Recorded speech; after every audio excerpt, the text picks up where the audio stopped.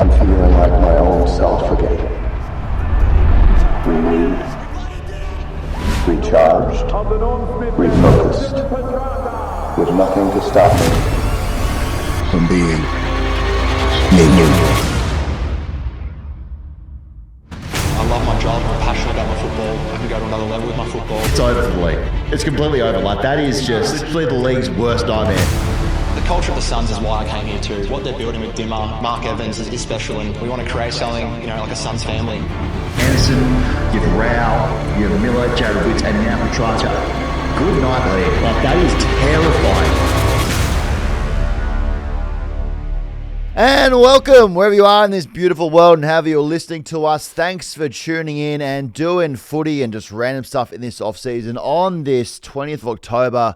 Welcome. What a weekend we have had. A lot of stuff has gone down. I was at the races, just had yesterday licking my wounds, but I'm back feeling good. And the vicious cycle does begin, this crazy spring kind of carnival and off-season cycle of just enjoying your week, working, then you get to a weekend, you make some mistakes, you lick your wounds on Sunday. And then guess what? You get to work, you do it again, then you get to the weekend, then you do it again. It's that kind of time of the year. Started quickly, hasn't it? It started quickly. Yesterday I had the cricket on. Yes. Just a lot of rain. That kind of wasn't the greatest advocate for the 50 overs, but that was okay. That happened. Your weekend, how was? Yeah, good. I did the double on Saturday. So we went to Southside Flyers versus the Capitals in the WNBL, and then backed it up with Saints Blues at Princess Park. Saints 6 in a row. Mate, they're back. Flying. Up against North this week. Yes, look, there is Wow. that. Scary. Look, Saved by the Bell a little bit taking on the Dogs in the last round. So you would like to imagine. But this is also the first time Saints have ever won that amount in a row. So how much can you read into? I'm a bit nervous about the Dogs because you pretty much just right through North. Like that's a win. Like Yeah. for North. Yeah. Like, Well, no. I'd say that you never know. Well, either way, this weekend in the AFLW for the Saints, you'll be part of history one way or another. Because you'll either be the team that they win their 23rd and equal the all-time wins in history of VFL, AFLW, or you'll be the team that breaks their longest winning streak in the AFLW. So, part of history, Saints. Well done. Saints always making history. We're there for history and for players to debut in. We know that theory. Big history, guys. So, a lot has happened over the weekend. Again, football is slowing down outside the trade period. Last week was just mayhem. It really was. Post the Wednesday, the fallout then, Wednesday, Thursday, it all happened. People traded places. You got new faces in different places. Like, a lot went down. Then, as it does, this time of year, things slow down. And little things happen here, which we jump on and we kind of lose our minds. We'll talk about as well. Sure. One guy we spoke about last week, not football related at all. Mm-hmm. Our friend, Healthy Harold the Giraffe. Oh. Now, I don't know if you saw some stuff online. Look, I don't want to confirm nor deny, but I did see... I saw something, We saw a lot of things. Firstly, back to his origins. Now, was the giraffe that did go around and advise us children in his van, which probably should have seen as a bit of a red flag, a giraffe inviting you into their van, it's a big no-no, normally. Yeah. You wouldn't do that these days. You wouldn't tell your kids, hey, guys, if a giraffe comes by in a van and says, get in my van, you'd say, don't get in that van. Well, with Poppy, it's very much you learn mum, dad, then straight away, don't get in a van with a giraffe. That's how it works. That's the order. That's how it works. So he invited kids into his van. We jumped into his van. And then in some states... Still trying to confirm this. I remember him teaching me how to put condoms on cucumbers or bananas. Sure.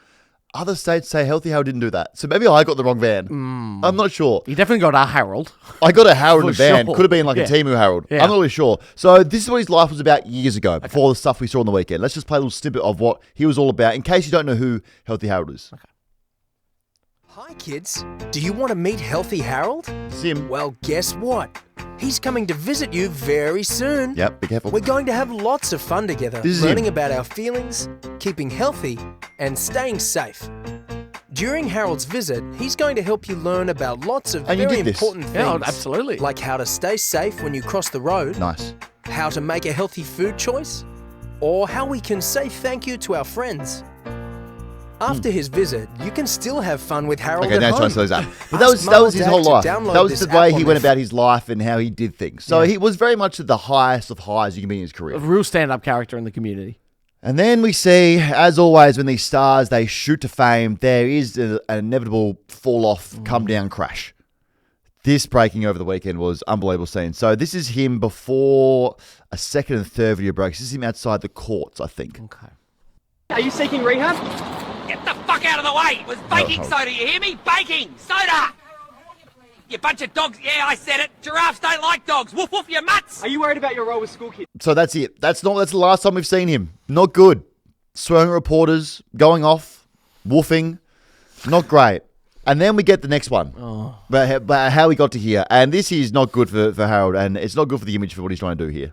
This is him, the report that came out. These images were recorded inside Melbourne's Revolver nightclub just after 3 this morning. They appear to show beloved children's mascot Healthy Harold hunched over a phone, cutting and snorting white powder inside the busy venue. Moments later, security moves in before police escort the giraffe. So not good. Not great for Healthy Harold. You know, the good news is in 2025, AI is everywhere. Yeah. It could be. It's very tough out there. I don't think it is. That's tough to defend. Yeah. Like in court when they play that's very tough. So Healthy Harold not being so healthy out there. And then the third one came out. Again, he was arrested and this played out on the news. I feel bad for him. Well, I don't, but it's not good for the brand. Star Healthy Harold is in police custody tonight after he was arrested in Perth this afternoon and his car subjected to a detailed search by the Perth Drug Squad. Officers say the children's entertainment mascot was found with 5 kilograms of cocaine hidden in the vehicle and in a storage box marked hazardous supplies. Day 4 is better than day 3. So he's down bad. He's down bad. The guy that had a van and we jumped in is really taking a turn for the worst. So he left the state and went to WA. Yeah. And got a Such His Life tattoo across his chest. Stomach.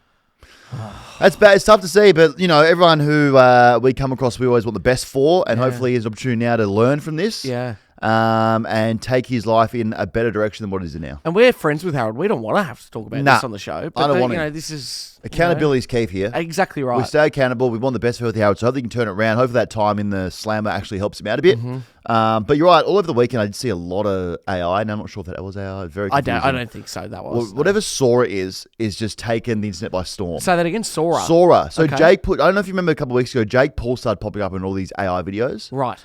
And it was just a publicity stunt because he's now backed or he's behind or involved with a company called Sora, which is AI editing and video production.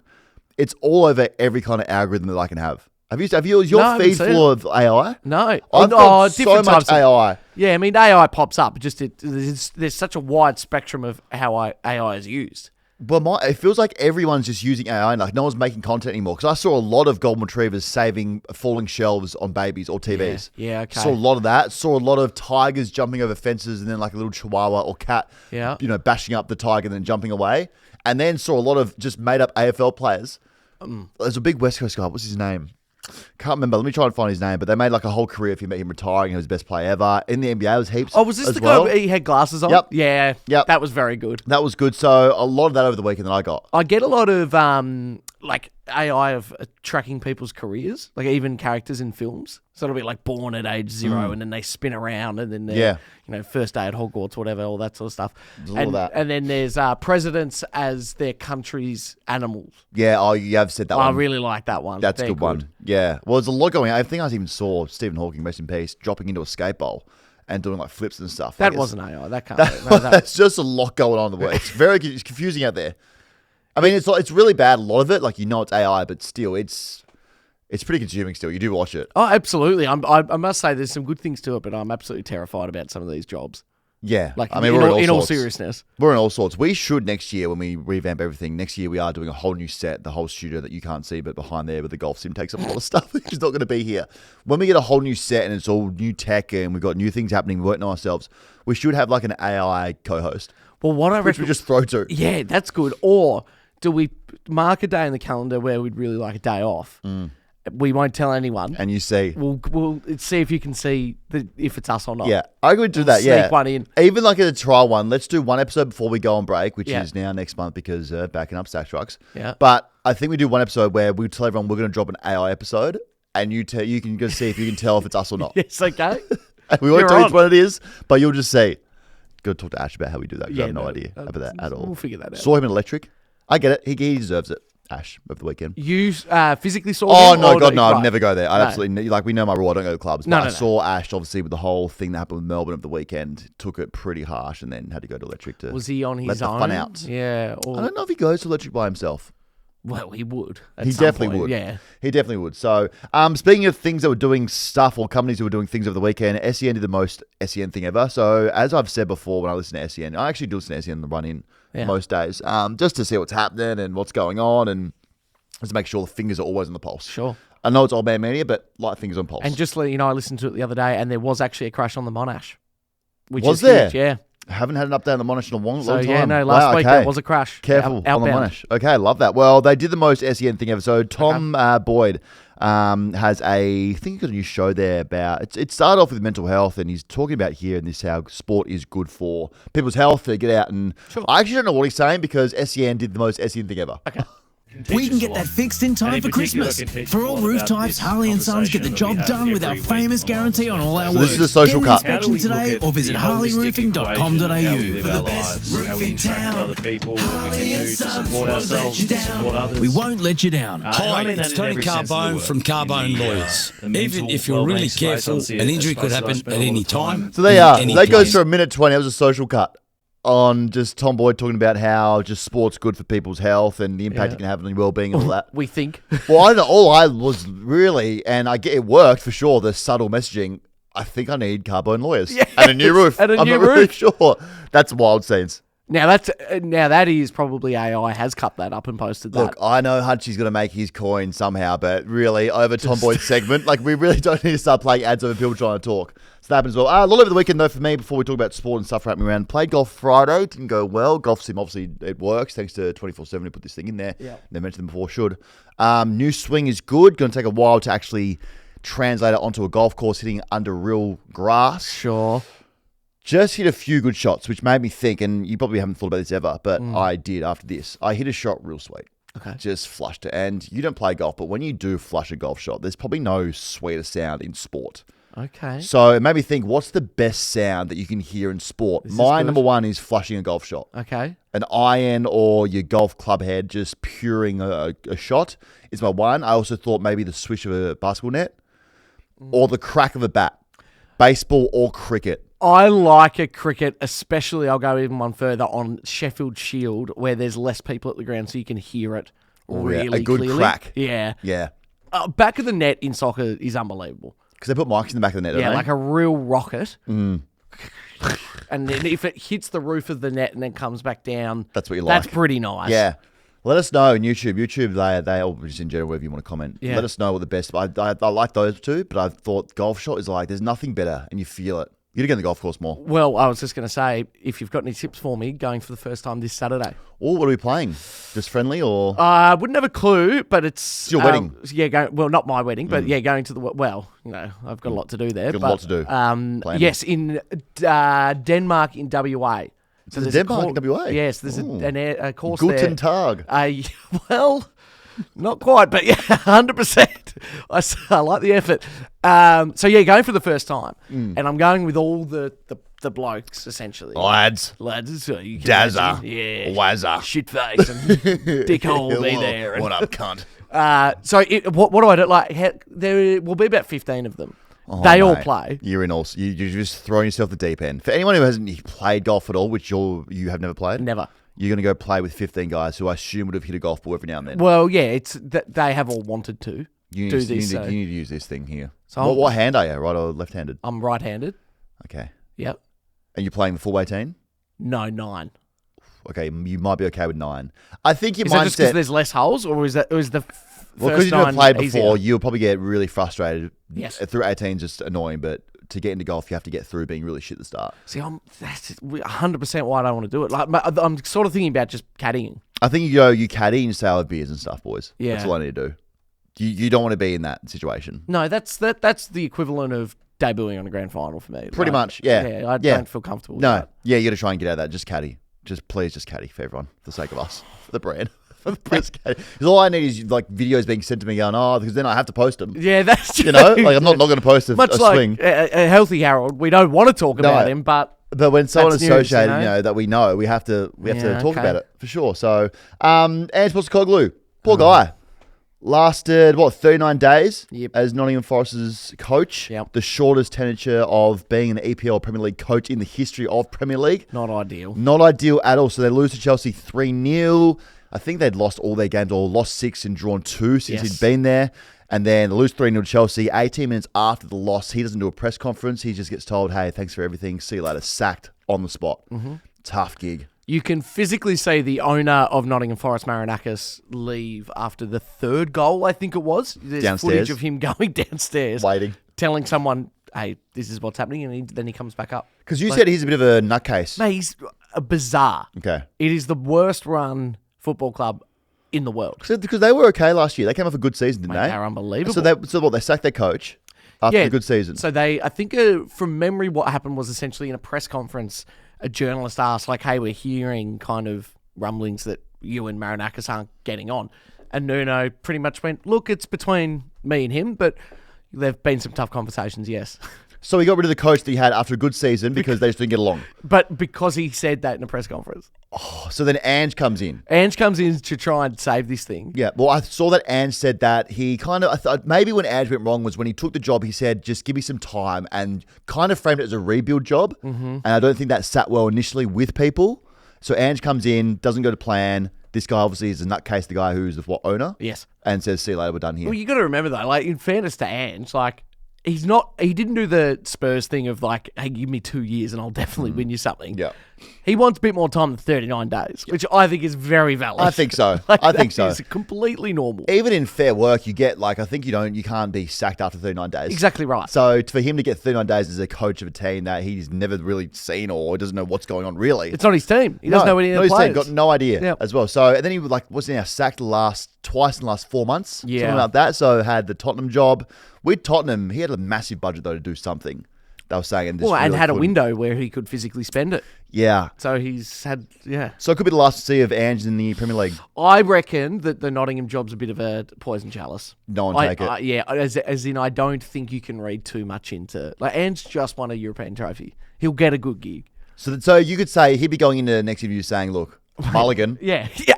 Massive mulligan. Mulligan job. Yep. Absolute mulligan. Sometimes a mulligan job is good for the rap sheet. Exactly right. And he might just wait. And then I think Sean Dyche is rumoured to be the next manager. Just pray that he gets the sack in the next 2 months. And then he can 39 days. Then he can start to apply and go, try to tell you. So he's praying that Sean gets less than 39 days. 38 is 38 is where he goal. goes. And then he goes mulligan job. Mulligan job. Exactly That right. makes sense. But he'd get a sweet little payout as well. That's the other thing. From Nottingham? Yeah, because he would have signed like at least a 2-year deal. Yeah, but money to them in the EPL is nothing. They'd rather just but spend the cash to get. It seems like the Nottingham Forest owner is just absolute nutcase. Not for Ange though. How good's that? Well, like, That'd be awesome. Yeah, It'd be great to get to say they still get paid. So much golf. I was there for 39 days and I get a 2-year payout. Yeah. Oh, well, he'll land his feet. And if worst comes to worst, come to A-League. You get a job here for He sure. will always have a That's job fine. here. That's fine. Let's talk about this. The news here. The most valuable teams across the NRL and AFL was released. It says here before we talk about who's in the top 10 for both the AFL and NRL, how they value it. It says the value looks at how much of a company's profits are attributable to its brand. It's a combination of the strength score, don't know what that is, how much it would cost to license the brand's assets, and the company's forecast revenue. It includes evaluation of the trade name, trademarks, and logo. That seems like a really... like a high-end lingo kind of situation. I don't understand that at all. But top 10 most valuable brands across the NRL. So the Panthers number one, $129 million. Wow. Broncos, 120 a second. Then you got Parramatta Eels, 98 million. The Storm, 96 million. The Canterbury Bulldogs, 92 million, who also changed their logo. Don't like that. What they did. Don't know if you saw that. Their aggressive bulldog face turned into like a Disney bulldog. They make up there. Then the Roosters, then the Raiders, South Sydney Cowboys, and the Dolphins. In the AFL. Go from 10 to 1, I reckon. In the AFL? Yeah. Okay. 10th, Port Adelaide, 79 million. Yeah. 9th, West Coast Eagles, 79 million. West They're a Coast rich Eagles, club. they are rich. Yeah. I think they have one of the highest membership, if not the highest membership every year. They also make a shit ton in selling all their merchandise. Yep. The stadium we know sells out when they're just their ass. They won one game last year. The stadium was always packed. So they're a very valuable, profitable business. Massively. 8th, Hawthorn, 81 million. Okay. 7th, Adelaide. We know that Adelaide, 8 million. 6th, Geelong, 98. 5th, 99 million, worth 99 million, Carlton. Yeah. 4th, worth 108 million, Richmond. Yeah. 3rd, worth 115 million, is Sydney. Yeah. And 2nd, worth 116 million, Lions. Yeah. Back-to-back flags. And then number 1, 127 million, Collingwood. Yep. That all checks out. That checks out. That's fine. So some of the NRL teams are privately owned. Most of them are league owned. Okay. So with everyone was saying here for Penrith, like how they 129 million. Well, winning 4 in a row obviously helps with your brand assets and be able to sell that, your trademarking logos. But also very, very big. Like I think they have 5 clubs, like social clubs. Actually, it says here, we got notes here. Not a lot of people know this, but along with Penrith's main club located in Penrith, they also own 5 more clubs throughout the regional area and out of West New South Wales, Port Mac, Bathurst, Glenbrook, North Richmond, Panthers groups. A lot of Brickies laptops in those as well. Yeah, right. So that's how they just come out with 129 million. It's amazing when you think, like, what were Carlton for 5th? 5th, 98 million. Just even having such a shocking run, like a massive brand. To be worth that. Like, you just won't dip much further than that. No, that'd be the lowest that Carlton would get. Yeah. And if they were privately owned, if you're looking and you go, I could buy Carlton for 98 million. If you had a group or if you were just absolutely minted like Adrian Portelli, wouldn't you be like, oh, I can buy Carlton for 98 million? I tell you what, I reckon we should.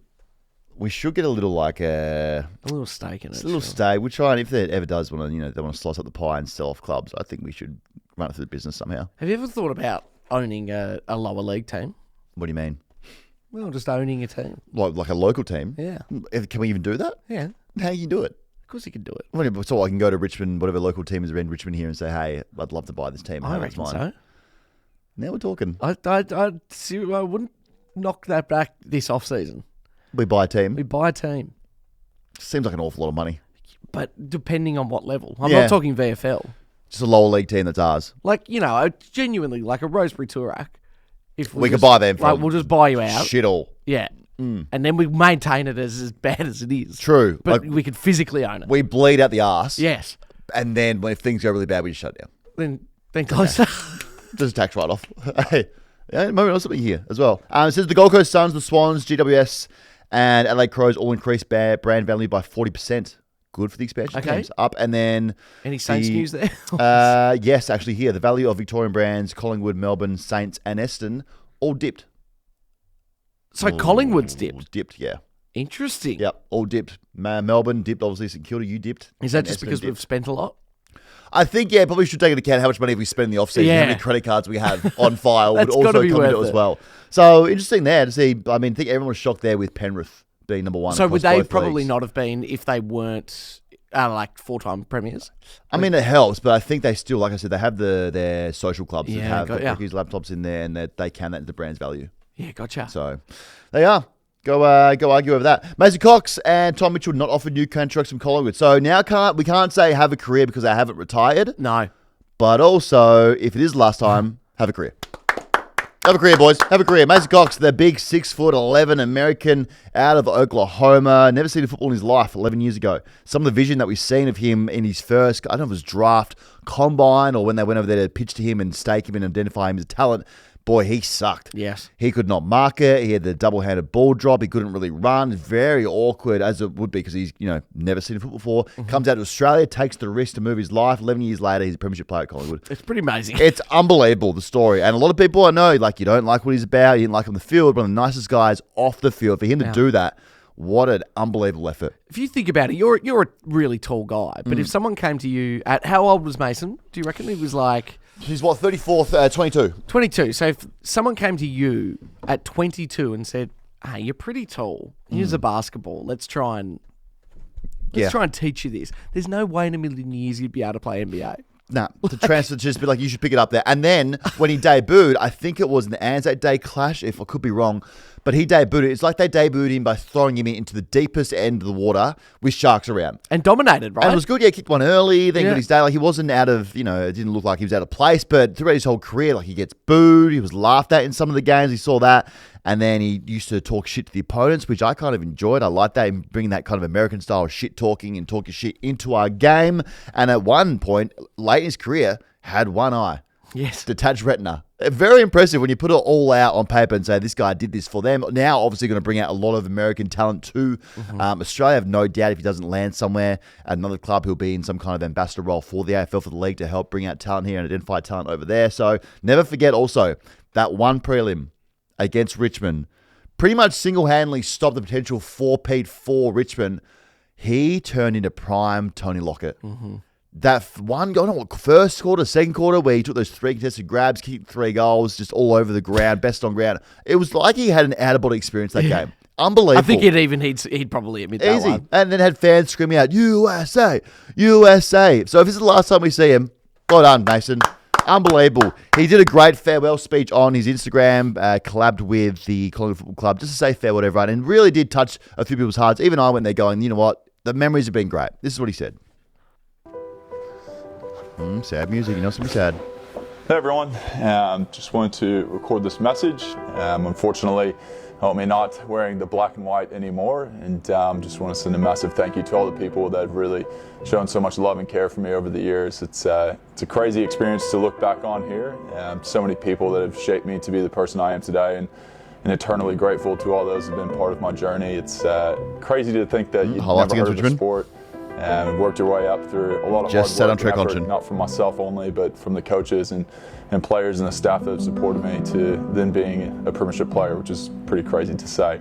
But more than anything, I just want to send this message out to the Collingwood family, the supporters, the best supporters in the world that have shown me so much love and compassion over the years and appreciated me throughout this whole journey. It's a crazy thing to try to describe what it means, and the feeling of having 100,000 people screaming USA at the MCG, and it's something I'll never take for granted, and I'm very appreciative for.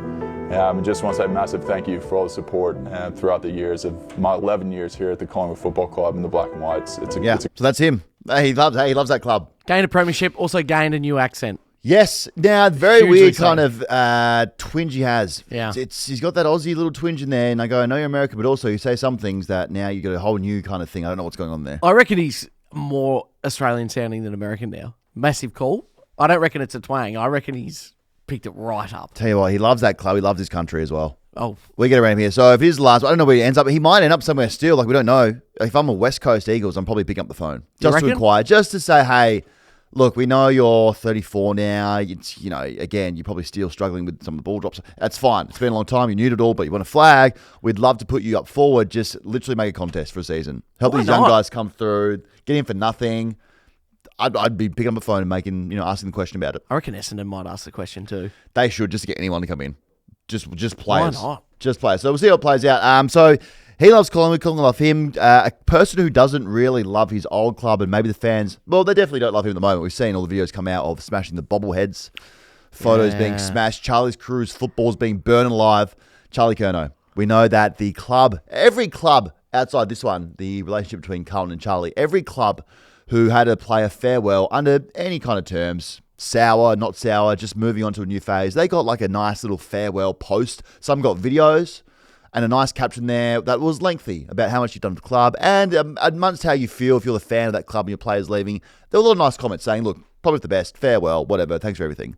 Charlie got from Carlton a post, single, just a graphic, and it said, thank you for 10 years of service. So Charlie, no doubt, saw this. He puts up a post the next day with a caption and a photo of him there with the Carlton crowd saying, thanks for the love, great fun, great memories. That was it. Just 10 years of service, 9 words. This hurts. Good chat. Good chat. That hurt. That hurt. So that was really, and as you can imagine, Carlton fans didn't take that too well. No. They went a bit crazy. Didn't like that one, but you've given 10 years of service. We've got behind you. My kid's now a member of your club. That isn't even now a membership option. You're taking my money anyway. Not your fault, but still you're involved in it. Could be some kind of a corruption system, like a pyramid scheme. We're not really sure. Like that. So a lot of Blue fans also jumping on his post after this one saying, yeah, well, good luck. You look like you work at Red Rooster now. I must admit, that first video, it did look like a little Red Rooster could worker. Probably undo a few buttons. Yeah. Yeah, so it looks like he works at Red Rooster now. So obviously this has happened. Then hours later, or maybe a day later, Rolex Robbie must have said, hey, that post you put up, I get that they've done that to you and maybe you feel a certain way, but let's try and give a bit more emotion. So then he reposts the post that he put up on his Instagram, on his stories, and then goes with, thanks so much for everything, Baggers. The club has been a massive part of my life. I've grown up here and I couldn't be more thankful to them for everything they have done for me over the years. To the fans, thank you for all your support. It's been an honour pulling on this jumper and I couldn't be more thankful for the support you've shown me since arriving in the Blues. Whilst I'm sad to be leaving Carlton, its people will always mean a lot to me. So he got told. He got told to, hey, just work this thing out. Maybe be a bit nicer. I reckon even maybe Sydney told him to do that because that's Blood's culture. Blood, that is. And if it is, it's huge by them to say, hey, we know you're here and we love that you're here, but also give something to the other fans. They deserve it. Wouldn't write that off. They're pretty nice at Swans. Our Blues fans have been just vicious. Going through it. Going through it massively. The bobblehead stuff, burning the bobbleheads' faces, like the merchandise getting torn apart. I got sent so much stuff of them just losing their minds over having Charlie Curnow gear. Like Guernseys being ripped apart, thrown in the fire pits. A lot going down at Carlton. It's not good. And then also a lot of Carlton fans, he took a photo in Sydney gear and a lot of Carlton fans zooming in on his knees. Saying, good luck, Sydney. These things are fucked. And his knees do look very bruised up and like scarry, but there was a lot of Charlie knee action on socials. Isn't it incredible how quickly a fan base can turn? Especially at Carlton. Yeah, at one point it was, no, I wouldn't read much into the knees. Like, they'll be fine. No. Like, no, he's our boy. And now, no. Amongst all that, it felt very much like Carlton fans sending messages to anyone who's even thinking about leaving us. Yeah. Under those terms, like, it was like, hey, Weeders, I dare you. Hey, it works. We will make your life hell for a month. Yeah. And then we'll forget about it. Yep. And then we'll go back on to just doing our own thing. So the $1 million question, I assume he gets booed first game against Carlton? Yeah, okay. I told you, people are buying tickets at both ends of cheer squads to turn around and rotate. Oh, that's a healthy... I won't boo. I don't boo. I don't feel like I'm going to boo in this situation because I feel actually nothing towards it. Okay, so what you've done there is you've told 2 lies in a row. No, that's me now. I feel nothing towards it because it's 20th October. You get me to round 1, or whenever they won't put us against Sydney. Say it's round 2, they put us against Sydney, and he comes back to the MCG. Might feel like booing then. Yeah, but right now, I don't feel like booing. Right in this moment. Not now, but it might change. But he will get booed massively. And I think the league won't even put him at the MCG against the Blues. Just to protect him? Yep. I think so. Or maybe they do. Maybe someone there goes, fuck it. But you know who doesn't even do the fixturing, so we can't get this. All the matchups we kind of want. Early in the season, you want like St Kilda Carlton, you want Sydney Carlton, you want Gold Coast versus Melbourne early. That company that works in Germany does a fixture. Yeah. So they don't even know. They've Guten Tag. They don't know what's going on over there. Yeah. So they don't get the emotion of it. So we get some messed up feature that no one really appreciates. Hence round 0. Yeah. Oh, that thing better. Yeah. It's staying, but they've got to work that out. Has it been signed on for more than one season? It has. It's going ahead. Andrew said it's going ahead again. No, as in like we're not facing like a 3-year deal with this. Oh, no. It's just like whenever Andrew says his thing isn't working. So once it becomes like, I think hopefully he does listen to everyone saying it's not working now, but he's sticking by it. The talk was that they try and, with the opening round, instead of being the New South Wales and Queensland's teams, and maybe they just expand it so everyone gets looking for opening round, but you have as many teams out of the state as possible.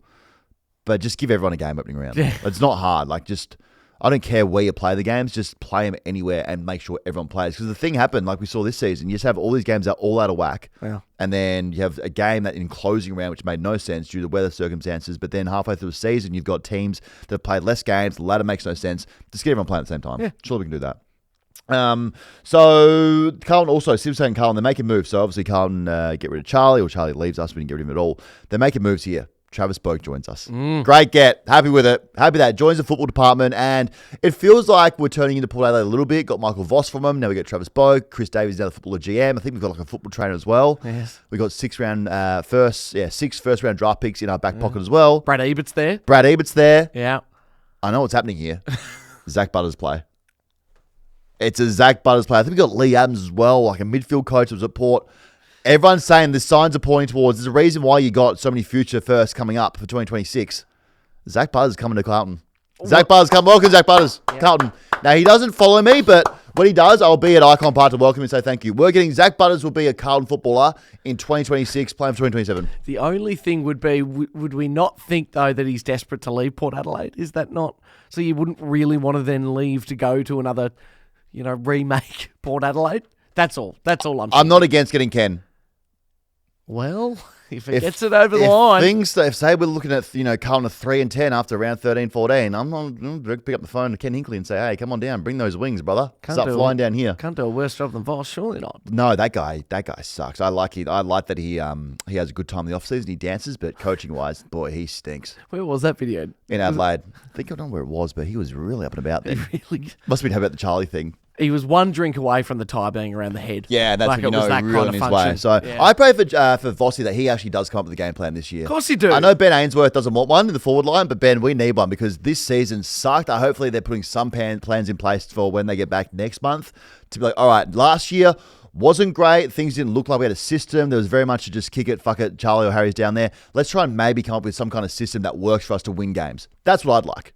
But we'll find out. The reality is, if you don't want him, you don't want him, but he's there. Yeah. So you want him to do well. Yep, we do. So we'll see. What's your space on Zach Butters to Carlton? Oh, it's so early. Who knows? But I think that's where they're going with it. Okay. Tom Mitchell also got cut by Collingwood. Brownlow medalist, premiership midfielder, ball magnet. Yes. Got given the flick by Collingwood as well. So he's touched the Sherm a lot of times. Like he has touched the Sherm probably more times than we've touched our phones. Like just a guy that can rack up the football. Averaged like near 40 there one season. Has the most touches in the VFL or NEFL. This guy is a ball magnet. 32 years old. Can he get somewhere maybe again to have another chance? Does he get to a midfield that needs an experienced big body? Let's see. Hopefully, he still has a footy in him, Tom Mitchell. This one surprised me possibly more than the Mason Cox setup. Like that checked out. But Tom Mitchell surely could couldn't get his body going as well. Yeah. This season felt like it was always much like behind the eight ball. Couldn't get in the midfield. Ned Long comes in, probably takes his spot. Ned Long fucking balled out, so Tom Mitchell couldn't get in. But Tom Mitchell still has some football in him. I hope he gets another chance. If not, he's now gone into, and we've seen this, other players thinking about life after football. We saw Taylor Adams get into the financing sector. Yep. We've seen the players go, okay, it might be the end of the road for me. What can I get into?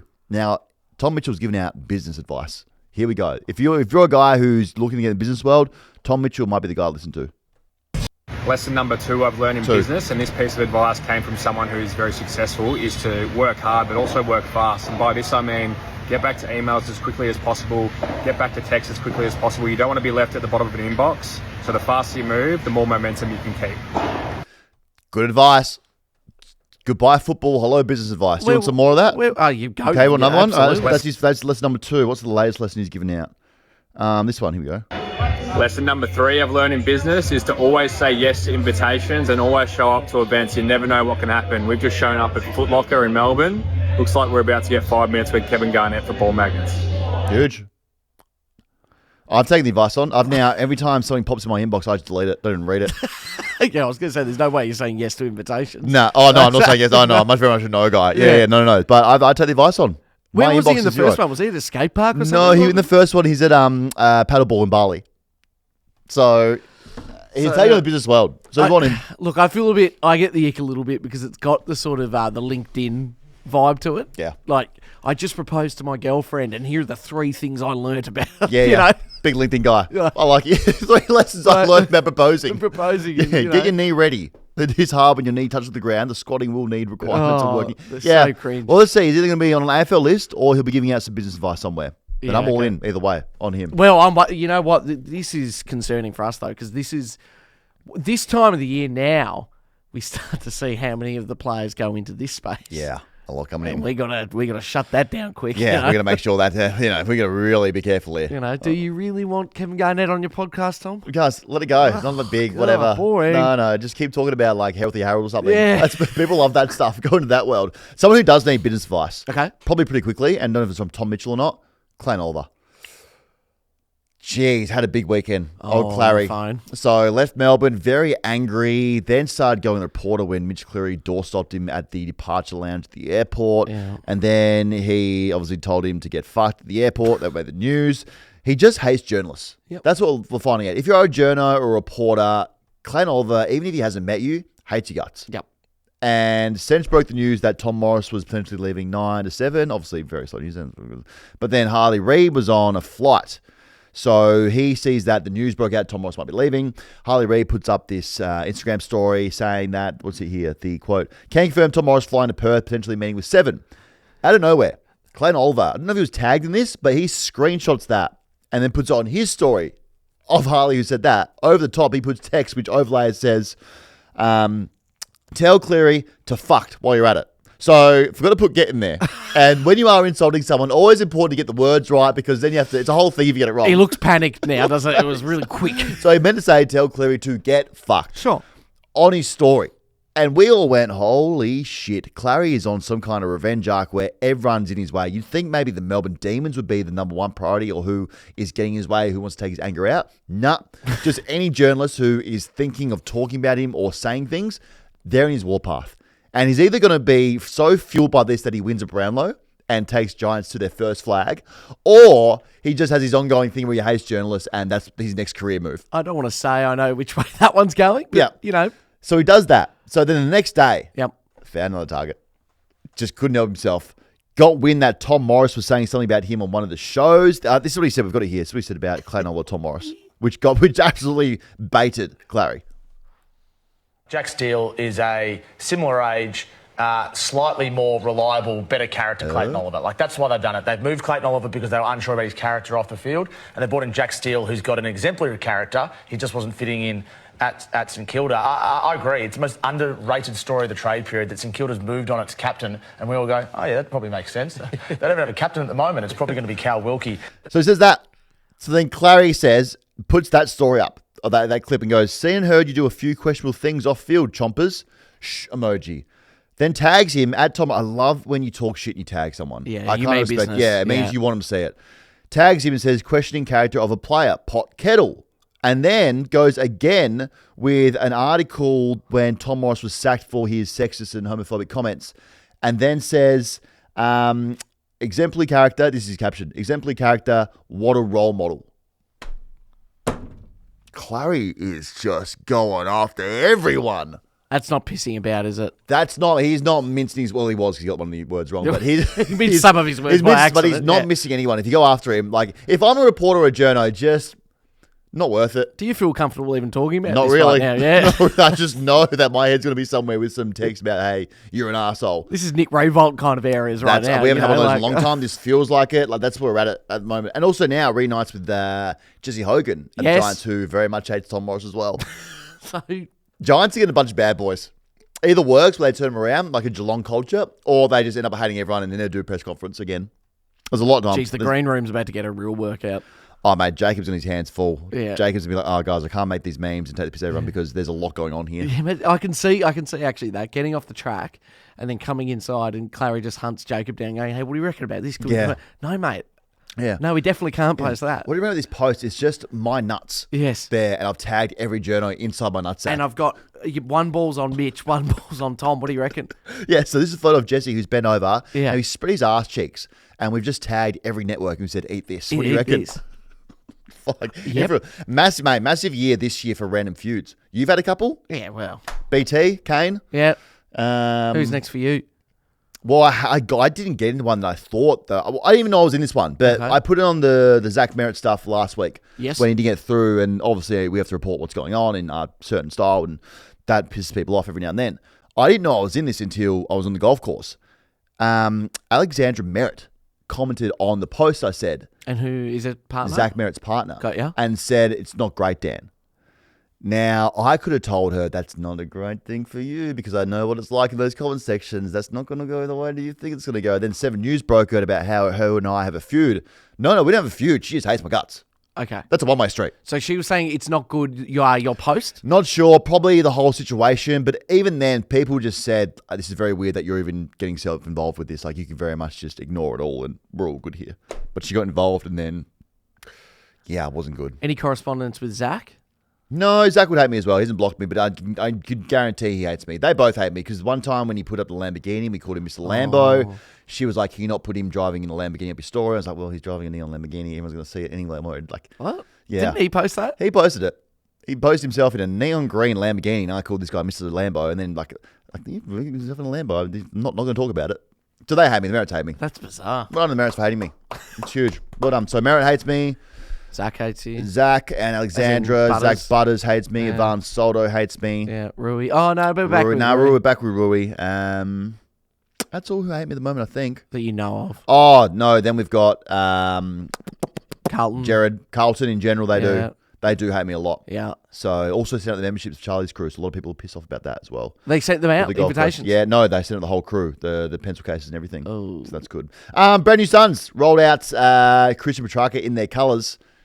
Oh, he looked good.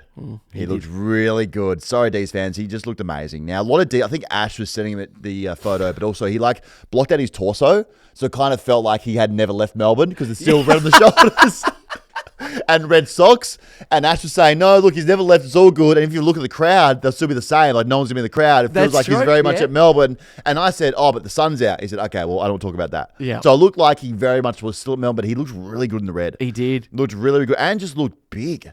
Looked thick and strong. He's going to absolutely dominate. He looked really, really good. He's training like an astronaut. No wonder. Yeah. We haven't seen those clips yet. We know every year he goes to somewhere in Germany. Yeah. Guten Morgen. And just... That's big German episode, this one. Massive, yeah. Yeah. Says Guten Morgen, Guten Tag. Yeah. Dankeschön. Yeah. And he gets in those machines that put the G-forces on. And he just sits there. Now, I don't know what that machine does when he gets... I don't know why any athlete that goes to this camp... that they lock themselves in a machine and they just like feel 40 G-forces. Like just go to Movie World. Yeah, yes, which he can now all the time. He can. Don't go to your little training camp in Germany and get in the G-force machine. Just get on the Superman 10 times. That or the Lethal Weapon, you'll be fine. You'll be fine. Lethal Weapon, man. We would probably advise not to do that in the Gold Coast. Well, the Lethal Weapon was a Lethal Weapon. If you want to break a hip... Yeah. Get to Movie World, get on Lethal Weapon ride, and just break it like both your hips. It wasn't fun. It's not good, but the Superman one as well. That'll put you some G-forces through you. We got to get out of here fast. Superman fast. And then I have to duck because I'm way too tall for it. And I've gone past the shrug shoulders, past the person. Actually, now we think about it, the Lethal Weapon for someone of your height, that with would your be legs out. General Lethal Weapon. That's Lethal will break your legs and your hips. Do they have, because, I have, in the past had to, run the gauntlet of am I too tall, am I tall enough for the ride? Am I tall enough? Is there a thing that's like you're too tall? Yeah. Superman, that lady or man, whoever does it now, comes around with a metal pole. Oh, yes. They put it above you, and if you're like, your head's touching it, they say, no, you can't. Because when you shot out the Superman, there's the roof. So that was always just scary. I tell you what else was scary, when the AFL put on Christian Brataka on his socials, and his new colours. Yes. Him holding a football in the Gold Coast red. The caption, someone's getting sacked for sure, says CP on the GC.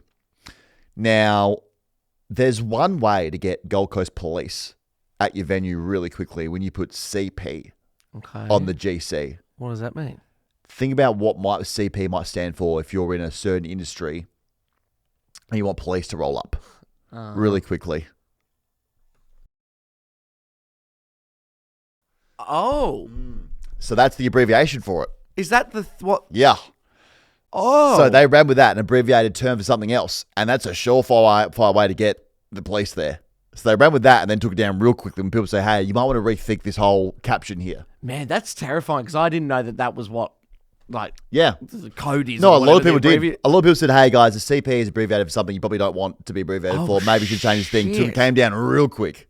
Imagine that. CP on the GC. I said, well, I probably should think about that one again.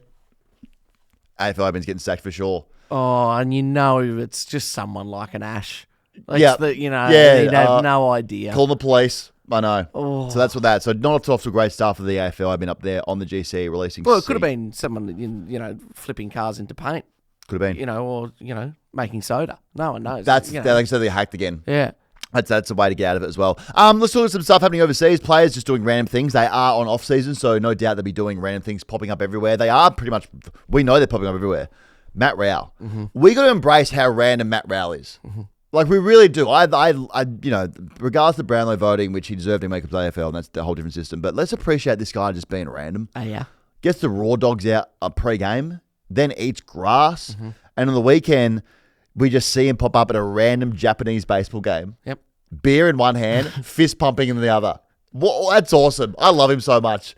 I don't know who was watching this game that brought it to our attention, but imagine you're sitting there 3 a.m. watching Japanese baseball, and you go, hold on a minute, there's a home run. Is that fucking Matt Rowell with a beer in his hand and fist pumping? I loved it. I don't know what he's doing there, but big Japanese baseball guy. You got to have a lot of time because the problem is really, and just AFL players seem to go to just the same places. Yeah. Oh, electric, revs. And so you go, no, let's go to a Japanese baseball game. Yeah. All in on it. I love it. Loved it. And he had no idea what's going on. Nah, well. Or maybe he does. Maybe he does. Maybe if we get him for next season, if he comes on the show, let's say, hey, are you really in Japanese baseball or not? It might be just his thing. He might be. Speaking of baseball, I don't know if you saw this, Shohei Ohtani. Yes. See yesterday? No. What did he do? His game that he did? No. Are you serious? No. Oh, mate. If you haven't seen it, jump on YouTube. You know what's talk about the greatest game in MLB history? No. Mate, are you serious? No. So, this is awesome. I can't wait to talk about it. Game 4 of the Champions Series against the Brewers. Yeah. He, like, what he did was unbelievable. In the history of the Major League Baseball game, like over 400,000 games, this has never been done before. Okay. 3 home runs, pitched 6 scoreless innings, struck out 10 batters, become the first pitcher in history to hit 3 home runs and records 10 strikeouts. Wow. Crazy, crazy numbers. It's something that we'll never see again. It's the most wild thing we've ever seen across sport. And I was like, I need to break this down in terms of other sports, of what it would be like for people to understand. Because I kept trying to talk to people about this yesterday at the pub. I was like, no, did you see this? Like, Shohei Ohtani's done this crazy thing. Like, I just don't get it. And we don't talk about baseball ever, except for these last 5 minutes. But it's the equivalent of... So I've got a couple of sports here. Okay. In the AFL, it'd be like Harris Andrews keeping Jeremy Cameron scores for 3 quarters in a prelim, and then them swinging him forward, and he kicks 6 in the last quarter, including the game winner. Got ya. That's like how... Yep. On both ends, this is what Ohtani did. So that's what it'd be like in the AFL. In soccer, it'd be the goalkeeper who keeps a clean sheet for 90 minutes, and then scores a hat-trick as well in the same game. NFL quarterback who has had 300 yards and 3 touchdowns, but also played on the defensive side, had 2 or 3 sacks, and then also decided to take the kick to win the game for a field goal and kicks it. Well, that would be unbelievable, yes. But this is like, and in cricket, it'd be the same. A guy who opens batting, makes 200, and then takes 5 wickets. Like, what he did was unbelievable. Go and watch it on YouTube. It's just the things he did on both sides of the ball is... I've never seen anything like it in sport. It's unbelievable. And am I right in saying he's the highest paid in the league? So he's the guy. He's a big dog. He is a big dog. He's the greatest sporting thing I've ever witnessed. Wow. And I got onto late when he was, after his second home run, I was like, you have to tune in right now to see what he's doing. Crazy feat. Wow. It'll end up being the most viewed highlights reel of sport on YouTube. It's crazy. That good. Mate, I'm telling you, I've never seen anything like it in my life. If you're driving home, you're at work, even right now, open a tab up. You're not working. You're listening to us. No, you're not working. Watch the YouTube highlights. Shit, all right. Unbelievable. Nate Caddy, massive tap watch. Oh, no. This is the season where things get crazy for players. They get some ink because they don't have to worry about sweating, working out, get fresh ink, get a new identity, a new kind of look for the season. Nate Caddy, huge dragon on left shin. Wow. Yep, massive dragon rolling up the leg there. Now, does he play socks down, socks up? Socks down operator. You'll see this thing. So we'll see it. Nate Caddy, I'm willing to put a few bold predictions out there for next season. Everyone's going to be like, your old man me is going to be like, yeah, I got Brisbane winning the flag again. I've got Nate Caddy rocking a double sleeve. Shit. By the end of, he'll start his process now, and by end of 2027, Nate Caddy will be fully tatted up. Leg sleeve, are you thinking? I'm going to go legs and arms. Full Dane Swan. I don't know. Look. Yeah, I don't know if that's his first tattoo, but as we've experienced, normally your first one, entry level. Yeah. Nate's rocked a Chinese dragon. That's true, actually. On your left shin. So that takes up the whole. Yeah. Yeah, he's not. Yeah, that's not mucking around. You don't start with that and go, oh, cool, got my tat. Yeah, that's it. That's not mucking around for Nate Caddy. So look out. And if we know one other thing is you get your first one, oh boy, you get the taste. I know. Look out there. Let's get that to AFLW. As we said, Saints won 6 in a row. So that was big for them. They're obviously back in a big way. Get to make history now against North one way or another coming up this weekend. Yeah. Either North will win their 23rd in a row, which ties the most in history, or Saints will beat them. I think we'll struggle. We saw Patricios go down with a calf, so that's not ideal. Yeah, no, absolutely massive star. So look, we'll struggle. She kicked that goal. When she injured herself? No, she kicked a crazy goal in that game. Yeah. Yeah, the check side. Yeah, she's a gun. Yeah, she's a gun. So North obviously still rolling. 2 more games left in the season. We want them to get the 24 in a row. This is the tying game of the record. So we think they're just rolling. Like who they smack on the weekend just so easily. Adelaide. Yeah. Yeah. Just did it so easily. Adelaide aren't a smackable team. No, they're very very top 4 at that time. Yeah. So they just beat a top 4 by so much. So they're gonna. They're just going to steamroll their way to a flag. Oh, absolutely. They're that good. Percentage, in the 300s, I think? It's through the roof. Yeah. Through the roof. The Suns, who are the other end of the table, not gone well. Didn't kick a goal. Got done by 11 goals to a team who was 11th place on the ladder. Reece Shaw was the coach. Under the pressure, that seemed to be hot. Yeah. Hot. Anytime you don't kick a goal. Oh, it's glaring. It's things are bad. Things are bad. So watch this space then. But the AFLW getting the point in the season. Yeah. We think it's just North league. I know people will watch it, tune in. But it's frustrating for that, isn't it? It's frustrating because they're going to win. You just know how it's going to. I think even other teams are just admitting now, and other players be like, okay, well, we're just playing for runner-up. Every North game I watch, I just don't know what you do. I just don't know what you do. You can't stop it. They're a steam train. You just get out of the way, honestly. You just close your eyes and you pray that somehow or whatever, how it might work, the game goes quicker than what it should. Yeah, so you can get out of there. absolutely. No, they're freaks. Like, even just like a Emma King in the ruck or when she gets pushed forward is just like head and shoulders above everyone. It's next level.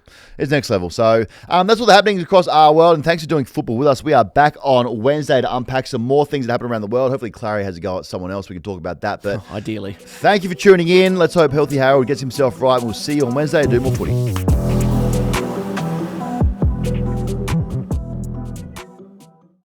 What's gambling really costing you? For free and confidential support, visit gamblinghelponline.org.au.